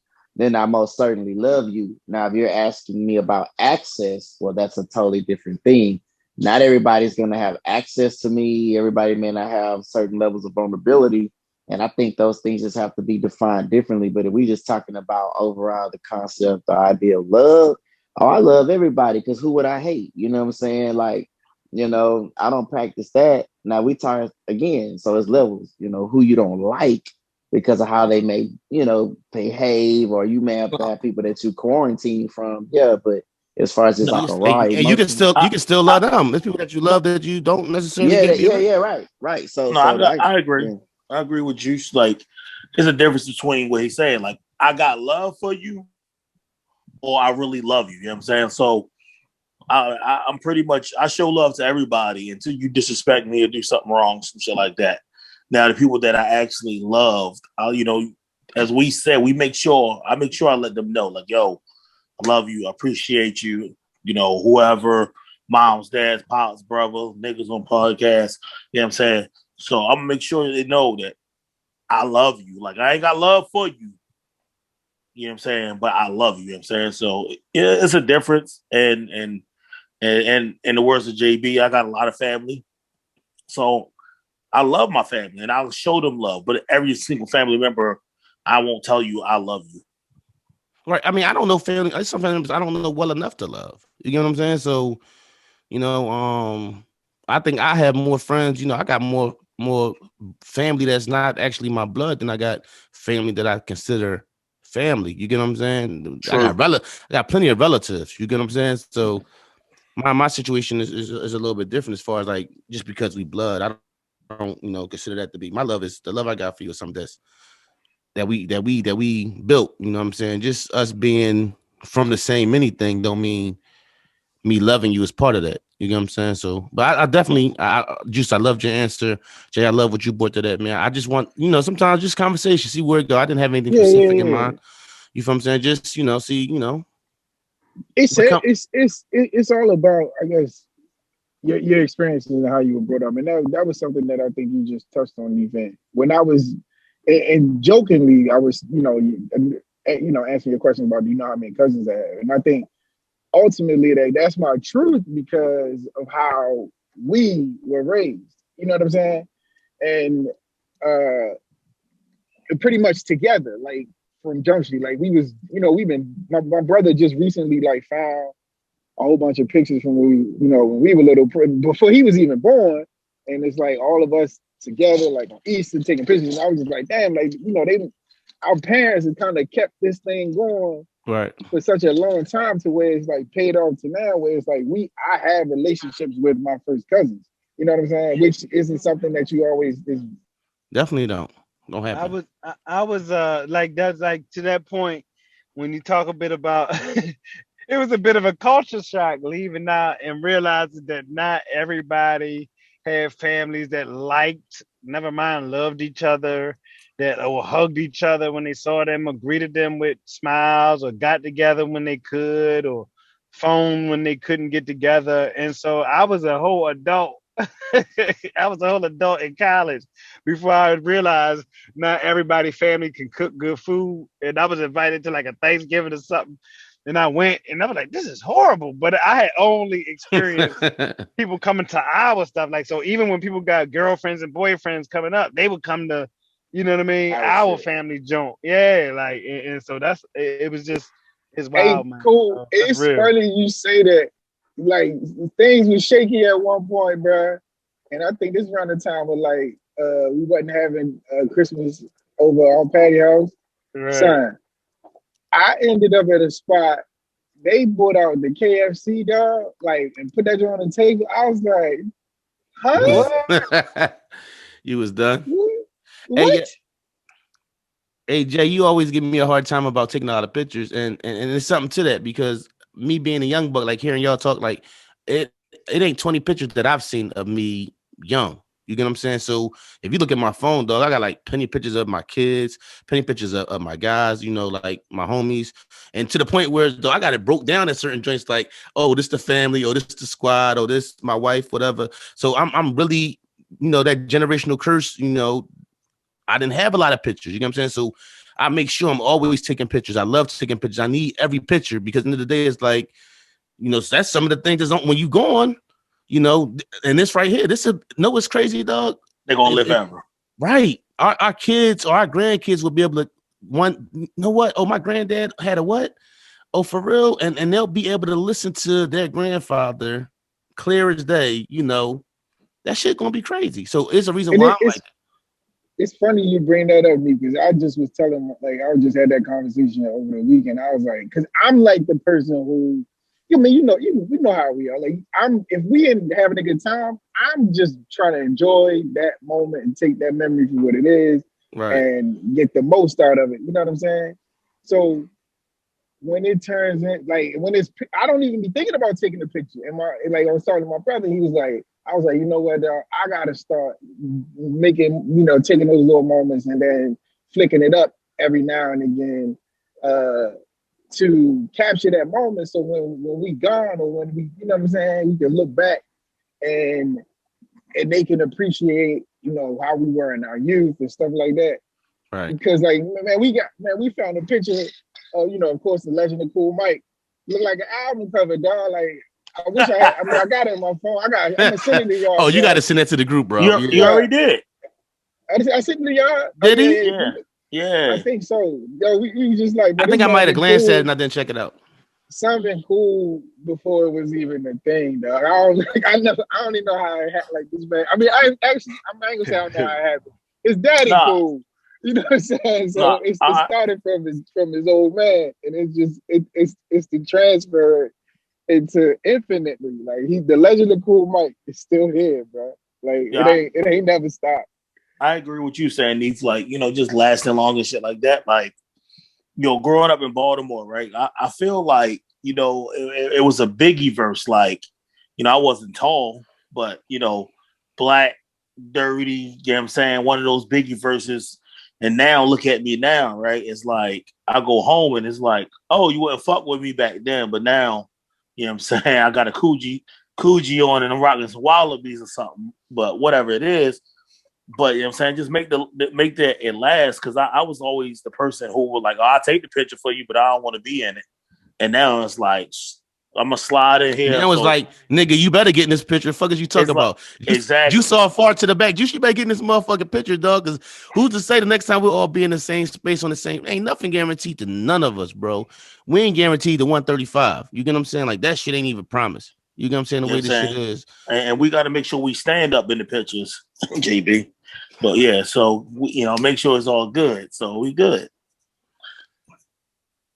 All right, I just wanted to go ahead, JB, because I hear you about to interrupt me. Oh, he good? All right. Y'all watched the All-Star game last night? Yeah. How do you feel about it? That boy Steph is ridiculous, bro. That boy him and Dave. Steph. Oh, I can say don't exclude motherfucker. And Chris Paul. And CP3, yeah. CP3 don't run like how old is CP3? 33? 30. No, yeah. he might be older than that. He might be like, he's a little older. He might be like 35. He might be like 38. No, he's not that old. He might he might be like 36. I want to say 36. Is he older than Braun? He's not older than Braun. No, he came in after them, but he played a couple years in college. So I think he played like 3 years in college, I want to say. Or 2 years in college. Yeah. So he might be like 36, 37. They were doing that thing. So it was with the distance they was. I was like no. Watch that shit. He's 35. 35. Yeah. It was okay. It wasn't nothing. I've let sports go, man. All together. I mean, no sports. Honestly, I ain't like the dunk contest.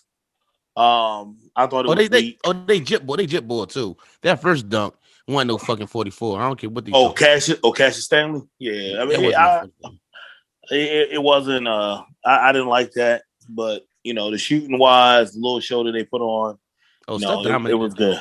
Steph dominated the whole joint, the whole. My boy Greek Freak showed out. He gonna go 16-16. So he can do that shit. We get a fucking one ring. of them was a shot too, dog. I think they. He got stripped. Don't try to take my man's stats away. He got stripped. It was a block. The league is better when Steph is in the league. But the opposite to that was the team was.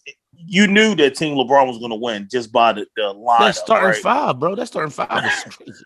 I mean, the back five was, and then Embiid not playing, and Durant not playing. So true. It's like when they were picking, it was like you picked. By the time LeBron picked, he already had 4 or 5 players that was already All-Star caliber for him, and then you go over to look at the other side, and it's like, damn, you got him. Bron he didn't play after the first quarter. I don't think. Like maybe I'm tripping. 7 minutes. Yeah, like he did not play after the first quarter. Bro, first of all, I ain't shooting Kevin Durant no fucking bail. Right? He got there and picked. Right? He had the opportunity to pick everybody that LeBron picked. That's the thing about picks. Right? He went with friends. Better. Right? Like that's what it boiled down to. It seemed like KD went with friends. He went with his teammates, is what he did. Yeah. So like, fuck out of here, bro. He picked Giannis. He picked motherfucking Steph. Yeah. Yo, don't Kyrie look like Dwayne off of what's happening? Bro. That shit. I mean, look at that nigga bothered me. I'd be like, this nigga, he can't hoop his ass off. But if he was a regular guy. Speaking of that real quick, while we're on that subject of Kyrie, do you think the Brooklyn Nets going to be stronger now that they signed Blake? Yes. Absolutely. I'm a little concerned about KD. Like, what's going on with his situation? He's supposed to have been back, and then it's been like 2 weeks of a couple weeks since he's supposed to come back. What was his injuries? I don't know. Maybe it's I'm not sure. No. He had he didn't brush his hair. His injury was he didn't brush his hair. You got the podiatrist on here. That shit ain't no joke, dog. Like that shit. That's what I'm saying. Like I'm thinking, like the fact that he hasn't played and he was supposed to come back and didn't come back. I'm thinking it might be a little bit more to the injury. It might not even be more to the injury. He just got arrested. Like any strain on that motherfucking Achilles, dog. That shit, you need to get off it. Like, hey, cool to tell you. If that motherfucker don't feel right, sit down. Because it don't take nothing for that bitch to pop. Is it the same leg? Is it the same leg? It could be the opposite. Right. I don't know the extent of I didn't know the extent of the injury. Maybe I gotta look into it, but I didn't realize he was out because I don't follow that close. But isn't Antonio Davis out for like a Achilles or some kind of strain as well? Yeah, he got the strain. He got the calf strain too. Yeah, So you got to look at it like when you talk about and I don't know, strain, bro. Yeah. So they say calf strain, right? In KD, they say Achilles strain in AD. But remember, they said calf strain in KD before he ruptured the Achilles in the same leg. So they could say what they want, right?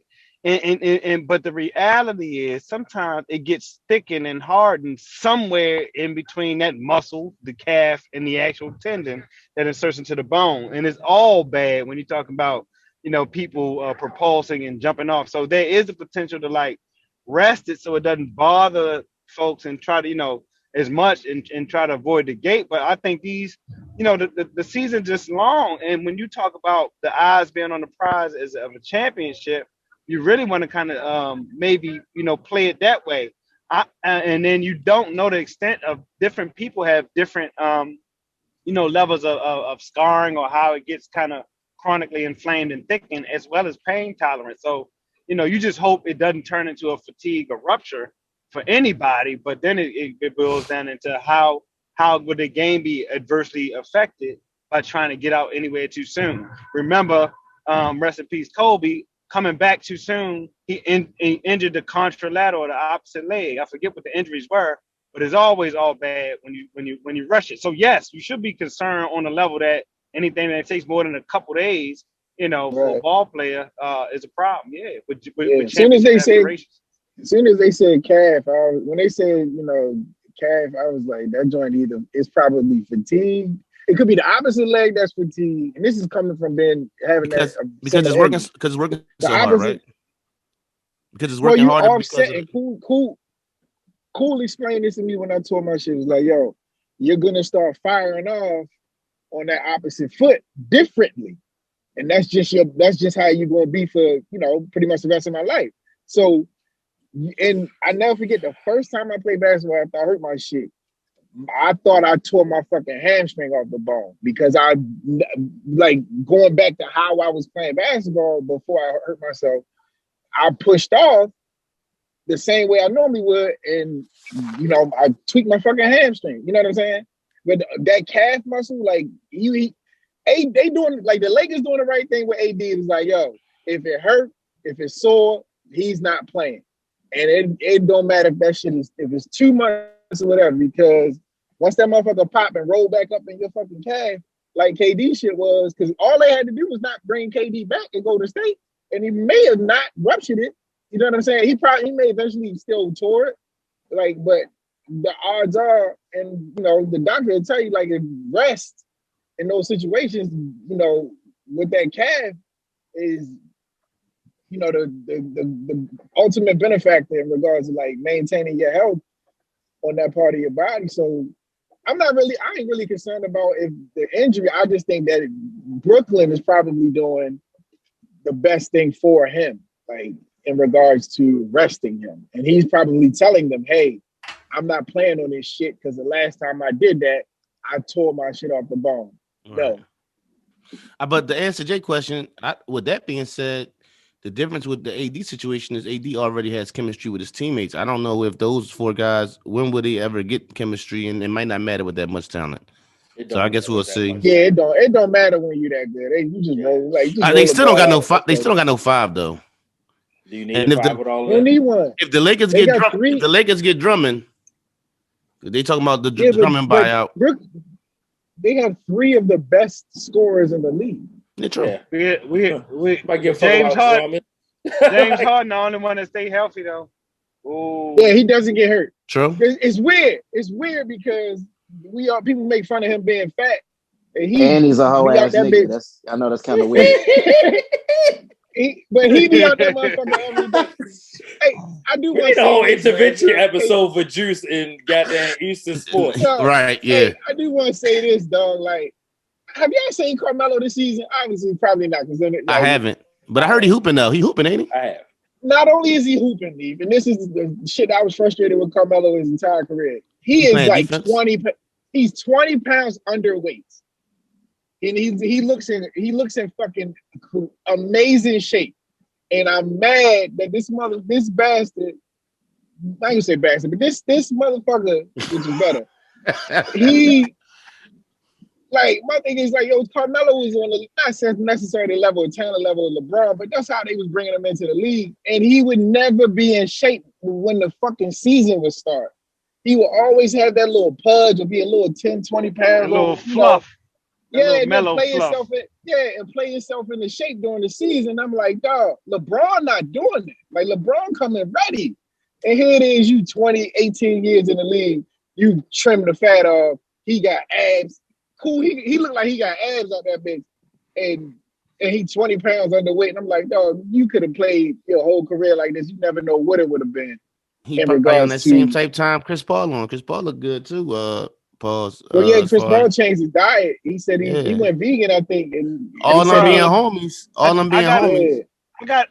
I got a hypothesis on that, man. It's the same thing that Tom Brady is using to get right. And that's not an easy thing to commit to, by the way. But I can't spit the literature and stuff. But my whole thing is I know that when you deal with like chronic diseases like diabetes and stuff, right? When they had that issue, that those kind of diseases will accelerate everything from like your skin gets drier quicker and all of that. So your tendons and those things that tend to be flexible get less flexible, right? So you're prone to, things getting inflamed and being chronically so. So these diets that you see, Chris Paul had injury issues and now he doesn't, right? You see Carmelo dedicated himself and changed his body. So like it's possible, and it might start with diet, and then they kicked Tom Brady out. They kicked Tom Brady out, like his nutritionists and stuff. They ain't want to deal with that, but he bet on himself. I think they got it right. And then LeBron James, I told you about them plyometrics and all that stuff beforehand. That stuff means something, man. So if AD, if he understands what I think going on, he already has to be incorporating something into his life, I would imagine. So if he's smart. Hang with LeBron. Let me ask y'all this. Is Shaquille O'Neal a top 5 player if he take care of himself better? NBA history. He's a top 5 player right now. He's a number 1 center ever. I mean, it's arguable, but I'm just saying like he would be more when you talk about not the number 1 center ever, bro. Who's the number 1 center? Hakeem Olajuwon. Get the fuck out of here. Get the fuck out of here. The one Houston sport that you going to bring in and Shaq would have put his motherfucking kneecap through goddamn Hakeem. They already played each other, bro. They already played each other, bro. But get the and motherfucking Shaq was. So it is. Hey, but Jay, hold up. But peak young pup Shaq struggled with an older. He was still MVP. He was older. I'm saying no. I'm talking about Olajuwon was older than Shaq at the time. I think he was pushing 30. He might have been 30 when they won the jump. Like 30, 31, I think. Yep. Yeah, you know what I'm saying. So he's on the backside of regard. A young Shaq versus a young Akeem. Not even the Hakeem. Akeem. Yeah. Shaq still gonna get ran because like give me 31-year-old Akeem before anything because he way smarter. He thinking the game way better. That's what I'm saying. Like no, but you said Akeem. You said Akeem. Like no. Listen, Akeem playing goddamn Coming to America. Y'all say everybody talks about the physical aspects of Hakeem, but I'm just saying like as far as like the skill set, the player, because everybody Shaq was big and what about when Shaq was young and it doesn't matter. Like Hakeem overall is just a skillful center at the position. Because there was guys that was bigger. It was guys that was bigger than him. It was people that was more athletic than him. He was dream shaking the fuck out of everybody. True. There's no one ever gonna say. Kobe and Bron went to go see him and Kobe and Bron went to go see him. They came down to the H for that. Yeah. I will say this though. Fucking 2001 Shaq. In my lifetime, I've never seen a more dominant fucking athlete. I've never seen it. We will never see anything like that. I would like to see that Shaq against Akeem though, because that young Shaq wasn't ready for Akeem. He wasn't nobody. Yeah, I don't know. As David Robinson, he was getting everybody out of it. So peak Shaq versus peak Hakeem. Y'all taking Hakeem? I don't know. I didn't say that. That's not what I said. That's not what I said. I said I would like to see it. I'm asking what everybody is saying. Hey, I'm taking Shaq. I'm taking Shaq. Can I tell you why? Can I tell you why? I'm saying. I'm gonna tell you why. I don't know what I'm saying. I'm gonna tell you why. Because this is what Hakeem's gonna do. He's gonna make you come out. If you don't come fuck with him, he gonna hit you at the baseline. He can hit you jumpers all day. True. You gotta come see him. Now let me tell you what's gonna happen. He gonna drive Shaq gonna come out there. What he gonna do? He gonna hit him with a spin. Like the only way you gonna be able to get him, you gonna have to double team that nigga. Look, David, dog. David Robinson couldn't do it. So is Shaq gonna get the points? Yeah. Shaq gonna put the body on him in the post. He gonna back up and hit him. Hakeem gonna go run right back down there. You either gonna have to come out and see Hakeem. You know what I'm saying? Or even if you in the inside and Hakeem can't do another inside, he gonna make you come out there, or he gonna hit you off for the jumper every time. Hey, Juice, you got to get some respect to Hakeem defensive game too. I think he a couple times defensive player of the year. Shaq wasn't just going to have his way. Any Shaq wasn't just going to have. Hey, his I'm way just talking. I'm Hakeem. at baseline with the argument that I. Shaq gonna get his numbers, but Hakeem ain't no walk in the park though. Hakeem is an all-time shot blocker in the NBA, bro. No, that's Mutombo. No, it's not Mutombo. Broke it.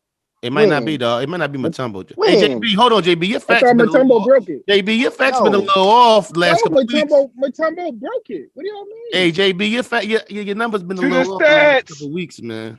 I'm looking at it right Hakeem now. Olajuwon has 3,830 blocks. Dikembe Mutombo has 3,289 blocks. No. Yeah, JB said John Madden wasn't getting no money off Madden too. So Hakeem Olajuwon is also the all-time block leader. Oh, yes, he is. He got bought out. No, he did not. No, he did not. No. You're talking about the John Madden thing. Oh, okay. What's the name called you? What's the name called you on that? What's the name called you on that, bro? Oh, Mike St. John. Yeah, he got that shit from Google though. Shout out, Mike. He got that shit from Google. But you was matter of fact. Listen, hold on. I got to put it out. JB was like, matter of fact, we wouldn't even talk about John Madden. He put John Madden in the conversation. Like, matter of fact, John Madden ain't making no money off of Madden. We wouldn't even talking about Madden. No, he get like a. What I'm saying, like in regards to the sales that they make off that fucking game, he get like $1 million. He get like $1 million, right? They sell $1 million of them shits in a day. But he got his bread before that. They said, I can't pull it up right now. I'm just messing with you right now. Yeah, let's get to my bad, JP. I had to get you. Fucking ain't my bad. No, fuck you had that shit. No, I don't care. I don't care about that shit. You get me. Guess what? My phone right here today, motherfucker. My phone right here today. Yeah, all right? It better be. Yeah, anyway. Snowfall. We 3 episodes in. Is we missing John Singleton or no? No. This shit is good. This shit is good. Yeah. Yo, so look, I had a question. I posed a question of my other homeboy Jack. I said, yo, so my biggest critique of The Wire, me personally being from Baltimore, was 2 things. We never dressed any way that they had, like how they dressed in The Wire. And they always get the accent wrong whenever they do anybody from Baltimore, and it fucks with me. I don't know, and I'm not from LA. I don't know how authentic the dress code and the vernacular and the accent that they're using on Snowfall is, but this fucking show is a fucking great, dog. Like every character got a development, and I want to know if anybody listening from LA is this shit that they saying and how they talk and how they dress. Is it fucking LA stat? Like, are y'all giving it an approval? Well, you talking about John Singleton, and they've had Dub C working with they had like actual people involved. They had Dub C working with the boy Franklin. No, and they brought dialogue coaches in. I know that. I'm saying like that was always the drop the ball shit with The Wire. Was like, yo, why these niggas wearing? Nobody even wore the fuck like when Bodie used to. So old girl Snoop not from Baltimore? Yes. No, she's from Baltimore. Yeah, she is. That's it though. Like not that's it, but like Bodie, when Bodie would wear like the big do-rag shit hanging, we never wore that shit like that. And that shit used to fuck with me. I'm like, niggas don't even wear that. Yo, that's that Bodie ain't from Baltimore. That shit from Jersey. From Baltimore. It's still the best Wood show on Harris TV. ain't from Baltimore. And neither's Michael B. Jordan. Like, let's go down the list. All these motherfuckers from Baltimore. So what? Like, is the boy like D'Angelo from Baltimore? Sound like he from fucking LA either. You don't think so? No. Hell no. I don't invest that much into it. He sound enough LA for me. That's what I'm saying. That's why I asked. I don't know. How many times you been to LA, bro? I haven't. Yeah, but no. So that's my nigga, I listen to Ice Cube, The Chronic, all that shit. Snoop. Yeah, but no, bro. You like. So you telling me whenever you watch The Wire, you was like, oh, they got it. They got everything right with the authenticity. Hell no. Yeah. No. All right. No. Still the greatest show ever. I don't know about that, but I like it was a good show. It's a little debatable these days. Yeah. We can do this another time. We because that's a whole nother conversation. Yeah. Truth be told, Flush, I'm not gonna hold you. I ain't start watching The Wire until like season 4. That's how much I didn't fuck with it at first. It's real. I watched everything from the jump. Don't call my phone. Fucking call our phone. Don't ask us no motherfucking questions. Yeah. Don't. We probably gonna watch it again because we definitely DVR'd it. DVR'd it. Like we not listening to nothing. The house could have been on fire. Hold up, fire. You gotta wait. I was late the same experience apart because I definitely was a king. It was that shit. It was that shit in Chappelle's show. Like, yo, not right now. Don't even.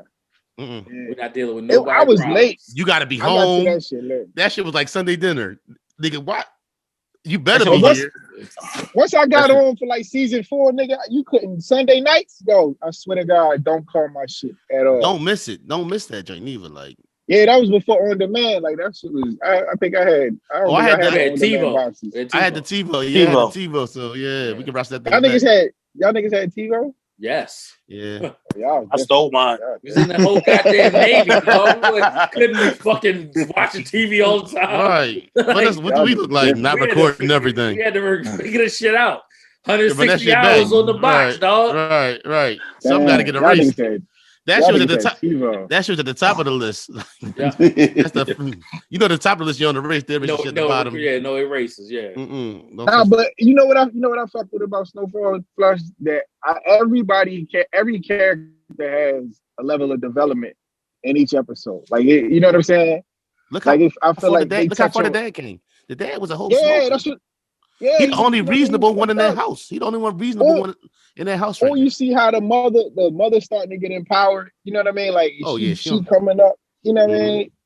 Man, that's so fucking Jerome, good. Jerome, like he about to break down. We ain't gonna spoil it for. Well, it's Monday and it drop on Wednesday. So like, first of all, I don't believe you ain't watched these first 3 episodes. All that spoiler shit. Get the fuck out of here. Like you can watch anything when you want. Like if motherfuckers, if they start commenting and say, yo, y'all spoiling the show, please, no disrespect. I know my aunt listens to this. Shut the fuck up and just watch it when you want to watch it. And if we messed it up for you, I'm sorry. It's not a fucking murder mystery. Like, geez, it's not a who done it. It was Colonel Mustard in the library. There. Somebody give JB a Snickers, then the mother get angry. Yeah. Right, we 3 weeks in. If you ain't fucking caught up, it's your fault. Fuck out of here. Right. And I don't watch TV for real, so I don't feel sorry for one of you motherfuckers. Don't feel sorry. Sorry, not sorry. True. Sorry, when you want. Yo, let me get a couple quick joints off real quick before we get on out here, fellas. Did anybody catch that Coming to America too? Yes. Yeah, I watched it. I enjoyed it. It was hacky, but I enjoyed it. I was entertained. I had Tiana was sexy as fuck. I didn't know she was that skinny though. Her arms I hate the sun. The sun was the worst. Yeah, hey, bro. They spent all the money on everybody. Yo, they had everybody. And they casted him last, right? Yeah, Leslie Jones made that. We was like, yo, why did they feature why did they feature him? Like, why was that a thing? Yeah, he was. I think it's when I look at the story, it's he's not an actor though. He's a comedian. Like he's not even. No, he was in a couple joints. I seen him in a couple joints. Who the fuck is he? Small part. I'm saying Flush. No, I'm saying Flush. He's literally a stand-up comedian. You might have seen him in a couple movies, but he's not an actor. I fuck with Eddie for trying to put him on the platform, but I'm like, nigga, Eddie, we didn't wait 30 years to see this nigga on the screen the whole time. Like, hey, can I ask a question? Why does movies like this have to take every black actor or every black comedian and stuff them in one thing? Like, why? Have we seen that? I don't think we've seen that. You gotta think how Eddie gets down when he do his movie. Eddie wants the movie to be as black as possible. But I think where they fucked up in comparison to the original, the shit was PG-13. If it was rated R, because that's the thing. When Eddie is able to curse, Eddie's funny as shit. Like, it ain't no cursing in there. No, it is cursing. Hey, Juice, if you not really, it ain't rated R like motherfucking Coming. It ain't rated R. I might wait to watch this. Like remember when we saw Life? Remember when everybody saw Life? Look at that cast. Look at that cast. Like Eddie back. Eddie still got it because Eddie can curse. Eddie, if you let Eddie curse, he's gonna cook. But That you is just true. you just said something about the cast. Look at that cast of life. When you look at where they at right now, look at them guys. All of them Yeah, guys. but he's There's a lot of mixing people like in it. It was Rick James. Rick James was in it. Like, yeah, but I think now you got like in the social media age, it's more not ready yet. Everybody's going to, especially with Eddie getting older. Everybody's going to jump at the opportunity to be on the screen with Eddie. Them young, I would like. It's the same thing from the original. Like that shit was star-studded and action-packed. Like you got Samuel Jackson in there. I think if it's rated R, it's better. I think it was because Dolomite. Yeah. Because Dolomite, I don't know about funny that. as I hell. thought Dolomite was funny as fuck. Hilarious. Dolomite was funny. Yeah, that was rated R. Dolomite was funnier than Coming to America too. Definitely, I would say that. You can't compare a rated R movie to a PG-13. Don't do that. Okay, that's not a fair comparison. Yeah, that's fine. That's not fair. All right. So we all know that Drake's toilet plays Pac when you go into his bathroom, right? If you had enough money, said? Yeah, I said it. You did say that. If you had enough money to have somebody playing in your bathroom while somebody's in the bathroom, what would be playing? Who would be playing? Probably, I don't know. Boy Drew the Charm God. I don't know. Sade. That's a weird. Who? I don't really. Y'all can't. I'm not. Y'all listen to music when y'all in the bathroom? When I take a shower. I watch TV. When I take a shower. Yo says you watch TV. Frank Ski, do Brown. That's funny. That's pretty hilarious. Man, I'm playing Baltimore club music. Wow. Jay, your big ass playing Baltimore club music in the shower. Why not? How you watching TV in the shower? Your floor wet like a motherfucker. Floor soap. I got a holder in my joint, yo. My shit sit up like this. Oh, like on your phone? Are you talking about on your phone? Or you talking about? I thought you had a TV in there, Jay. That's possible. It's possible. Y'all niggas, hold on, you a big dude. Are you paying attention to what you're doing when you watching TV? I don't watch me. I can pay somebody to do that. Oh shit, you're like the Royal Bathers. All right, I'm out. What's the most embarrassing time your card got declined? Real quick. Can you think of something? I was in the market with like $300 one time. I'm like, I'll be back. Hold the card. They got in the car. I knew it was over. I ain't gonna hold y'all. It was a Christmas. It was a Christmas. Go ahead, Jordan. My bad. Damn, JB, you aggressive? Go ahead, Juice. No, I can't. No. I was saying that like USA was like notorious for just like pausing my card when it's just like charged so much or it was a weird charge. So like that used to happen to me a lot. Like I go to the store, like it might be some slight, 150 or whatever, 200. Just, your car's declined. Try it again. Oh, your car's declined. It'd be like 4 people behind you, like shit. You know what I'm saying? So you just use another card, but that shit can be a little weird sometimes. Oh, I know. Go ahead, JB. My shit was at the Four Seasons, and I was on a fucking dumbass date, and I ran that bitch up, and they was like, decline. I was like, no, I got the money. I called the bank. They was like, yeah, your ass ain't never been fucking hanging out at the Four Seasons drinking fucking expensive ass champagne, so we decided to decline that shit, nigga. You gotta verify that it's you. That's what they said. And my shit got declined. I had to call and they opened it back up. You walk back with the George Jefferson walk. Now try it now. Try it now. Yeah. Y'all thought I was on some bullshit. Hold up, run my shit. Run my shit, motherfucker. Yeah. When they ran my shit again, I was like, I told you. Yeah, motherfucker. Matter of fact, you lost your tip, motherfucker. Give me my car back. Let's go. Right. Last time I freaking drinking fucking Dom Perignon mimosas. Yo, they were. Listen, my wife had me like that. We was out in Florida. I'm like, God damn. They was hitting though, but I seen the check like, God damn. I don't remember a time that my car was declined. I really don't. That shit's embarrassing. It is. Right. I can't even think of like and I know it's happened because I like at some point, but I can't recall like me being fucked up. I swear like I lied. Like, yo, listen, no, leave my cart right there. I'll be back. Nigga, I knew it was over. I knew it was. I'm like, oh shit. He be talking shit like, yo, hold up, I'll be back. No, don't take my milk. Keep everything right there. Lying, I ain't coming back. Oh shit! Was you on a? You was on a date or you was with your? No, I was at the market. He was making market. Oh. I was at the market buying everything. Oh, yo, niggas, the worst thing you can do is go to the market hungry, boy.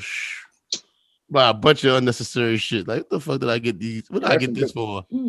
Shit is sit in the freezer for years. Or when you take a whole blunt to the face, you go to the market, nigga. I bought. Yeah, I never forget. I bought four like regular cases of golden Oreos, dog. Like just regular slab. He said cases. Yeah, what you call them? What you call them? Double stuff joints. The slab joints. I don't know what you like. I bought 4 regular packs of golden Oreos, my nigga. Bought the shit back to the crib. Yo, Shay was like, nigga, why the fuck did you do that? I was like, huh? Yo, I'm smacked. That's the hot shit, huh? So, real quick, I want to go over, shout out to, I believe her name is Mia Shaka. Right. I was gonna do that. Go ahead, JB. Go ahead, Jay. Okay, Jay, I like that shit. Step it up, big fella. So, I got my little notes down here. So she trained. Hold on, real quick, Jay. You want my spot flash? No. Oh, okay. Calm down. Okay, all right. Calm down, young fella. Go ahead. Okay. But she trained with the NFL to do a position there, and she was 2 out of 21 women chosen for the NFL development program. She a PE teacher. That's what's up, Jay. And now in Virginia Beach and graduated from Norfolk. So now she's a professional referee. The NFL, first African American woman. So hell yeah. Right on. Also, Jay, if you're gonna read from your notes like that, at least practice. I would, but I can't practice with you cutting me off. So it's always gonna be there. Calm down. Y'all know JB just happy to be here, man. As it get later, JB get more worked up. Fourth quarter JB and shit. Yeah, I mean, fucking 4-pack of golden Oreos. Did y'all finish them? JB, did y'all finish them Oreos, Joe? Did y'all finish that 4-pack? No, I had to get them shit away. They got stuff. I gave it to my neighbor. I had to give it to my neighbor. Stale neighbor. Yo. No, I split. No, because once I sobered up, I was like, I can't eat 4 of these. Like I'm talking about, you know how you get the joints, the regular pack with the 4 rolls? I bought 4 of those. That's a lot of cookies, bro. I know. Like, I was smacked. You doing making podcasts? All right, this is what we're gonna do. We're gonna end it right here because JB can get hot. This is Brothers Talking Shit. Can I end the podcast, JB? Is that fine with you? Right. This is Brothers Talking Shit podcast, episode 134. We out of here. Love y'all, fellas. Love y'all. Love y'all too.